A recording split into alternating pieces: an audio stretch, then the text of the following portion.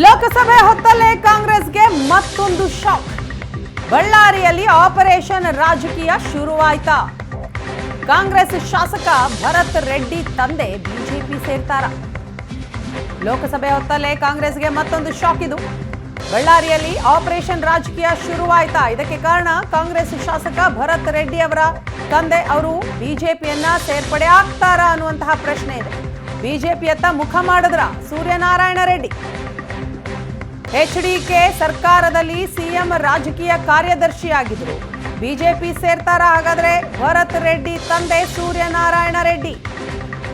February 23ರಂದು Maharashtra CM Fadnavis ಜೊತೆಗೆ ಮಾತುಕತೆಯನ್ನ ನಡೆಸಿದ್ರು. ರಮೇಶ್ ಜಾರಕಿಹೊಳಿ ಜೊತೆ ಮಹಾರಾಷ್ಟ್ರ ಸಿಎಂ ಫಡ್ನವೀಸ್ ಅವರನ್ನ ಭೇಟಿಯಾದ್ರು. ದೇವೇಂದ್ರ ಫಡ್ನವೀಸ್ ಮೂಲಕ ಅಮಿತ್ ಶಾ ಭೇಟಿಗೆ ಯತ್ನ ಕೂಡ ನಡೀತು. ಸೂರ್ಯನಾರಾಯಣ ರೆಡ್ಡಿ ಬಿಜೆಪಿ ಸೇರ್ಪಡೆ ಆದರೆ ಪಕ್ಷಕ್ಕೆ ಲಾಭ ಆಗತ್ತೆ ಅನ್ನೋ ಚರ್ಚೆಗಳು ಕೂಡ ನಡೀತಾ ಇದೆ.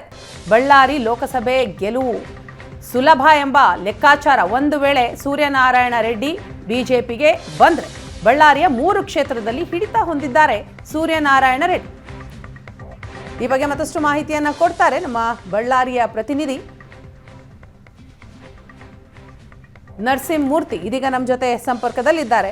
ನರಸಿಂಹಮೂರ್ತಿ, ಲೋಕಸಭೆ ಚುನಾವಣೆ ಹತ್ತಿರ ಆಗ್ತಾ ಇದ್ದ ಹಾಗೆ ಆಪರೇಷನ್ ರಾಜಕೀಯ ಕೂಡ ಬಹಳಷ್ಟು ಸದ್ದು ಮಾಡ್ತಾ ಇದೆ. ಈಗ ಬಳ್ಳಾರಿಯಲ್ಲಿ ಆಗ್ತಾ ಇರೋದೇನು? ನಿಜಕ್ಕೂ ಸೂರ್ಯನಾರಾಯಣ ರೆಡ್ಡಿ ಬಿಜೆಪಿ ಸೇರ್ಪಡೆ ಆಗೋ ಲಕ್ಷಣಗಳು ಕಾಣಿಸ್ತಾ ಇದೆಯಾ? ಏನ್ ಬೆಳವಣಿಗೆ ಆಗ್ತಾ ಇದೆ?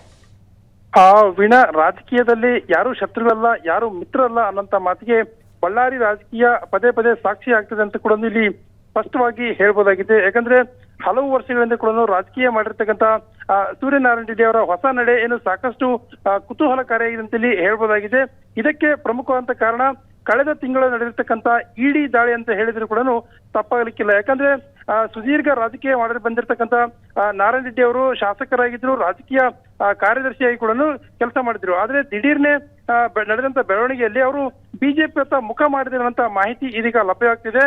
ಆದ್ರೆ ವಿಶೇಷ ಏನಂತಂದ್ರೆ ಹಾಲಿ ಬಳ್ಳಾರಿ ಶಾಸಕರಾಗಿರ್ತಕ್ಕಂಥ ಭರತ್ ರೆಡ್ಡಿ ಅವರು ಕಾಂಗ್ರೆಸ್ನಿಂದ ಅತಿ ಹೆಚ್ಚು ಅಂತರದಿಂದ ಗೆದ್ಕೊಂಡ್ ಬಂದಿದ್ದಾರೆ. ಇಂಥ ಸಂದರ್ಭದಲ್ಲಿ ಅವರು ಮಗನ ರಾಜಕೀಯ ಬಿಟ್ಟು ತಾವು ಬಿಜೆಪಿಗೆ ಸೇರ್ಪಡೆ ಆಗ್ತಾರ ಅನ್ನೋಂತ ಪ್ರಶ್ನೆ ಇದೀಗ ಕಾಡ್ತಾ ಇದೆ. ಇದಕ್ಕೆ ಮತ್ತೆ ಸುತ್ತು ಹೊಡೆದು ಬಂದ್ರು ಕೂಡ ಎಲ್ಲೋ ಒಂದ್ ಕಡೆ ಇಡಿ ದಾಳಿಯಿಂದ ತಮ್ಮ ವ್ಯಾಪಾರ ವಹಿವಾಟಿಗೆ ತೊಂದರೆ ಆಗ್ತದೆ ಅನ್ನೋಂತ ಉದ್ದೇಶದಿಂದ ಎಲ್ಲೋ ಒಂದ್ ಕಡೆ ಪಕ್ಷ ಬದಲಾವಣೆ ಮಾಡ್ತಾರೆ ಅಥವಾ ಸೇಫ್ ಗೇಮ್ ಝೋನ್ ಮಾಡೋದಕ್ಕೆ ಮುಂದಾಗ್ತಾ ಇದ್ದಾರ ನಾರಾಯಣ ರೆಡ್ಡಿ ಅವರು ಅನ್ನೋಂತ ಅನುಮಾನ ಈಗ ಕಾಡ್ತಾ ಇದೆ.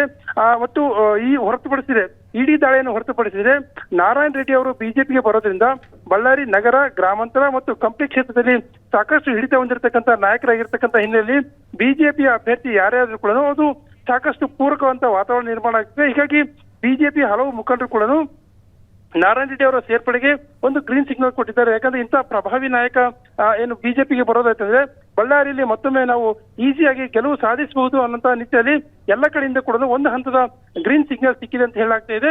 ಕಳೆದ ತಿಂಗಳು ಏನು ರಮೇಶ್ ಜಾರಕಿಹೊಳಿ ಅವರ ಮೂಲಕ ದೇವೇಂದ್ರ ಫಡ್ನವೀಸ್ ಅವರನ್ನ ಭೇಟಿ ಮಾಡಿದ್ರು. ಅಲ್ಲಿಂದ ಅಮಿತ್ ಶಾ ಭೇಟಿ ಆಗತಕ್ಕಂತ ಒಂದು ಕಾರ್ಯತಂತ್ರ ನಡೀತಾ ಇದೆ. ಆದ್ರೆ ಇನ್ನೂ ಕೂಡ ಭೇಟಿ ಆಗ್ತಕ್ಕಂಥ ಕೆಲಸ ಆಗಿಲ್ಲ. ಆದ್ರೆ ಈ ಇಬ್ಬರು ನಾಯಕರನ್ನು ಕೂಡ ಒಂದು ಹಂತದಲ್ಲಿ ಮಾತುಕತೆ ಮಾಡಿದ್ದಾರೆ ಅಂತ ಹೇಳಲಾಗ್ತಾ ಇದೆ. ಆದ್ರೆ ಈ ಬಗ್ಗೆ ಯಾರು ಕೂಡ ಸ್ಪಷ್ಟನೆ ನೀಡ್ತಾ ಇಲ್ಲ. ಭೇಟಿ ಆದ ತಕ್ಷಣ ಪಕ್ಷ ಸೇರ್ತಾರೆ ಅನ್ನೋದು ಸುಳ್ಳು ಅನ್ನೋಂತ ಮಾತನ್ನ ಹೇಳ್ತಾ ಇದ್ದಾರೆ. ಆದ್ರೆ ರಾಜಕೀಯ ಬಳ್ಳಾರಿ ರಾಜಕೀಯದಲ್ಲಿ ಮಾತ್ರ ಇದೊಂದು ದೊಡ್ಡ ಸಂಚಲನ ಆಗಿದೆ ಅಂತ ಹೇಳಿದ್ರು ತಪ್ಪಾಗಲಿಕ್ಕಿಲ್ಲ. ವೀಣಾ, ಖಂಡಿತ. Thank you so much Narasimhamurthy ತಮ್ಮೆಲ್ಲ ಮಾಹಿತಿಗಾಗಿ.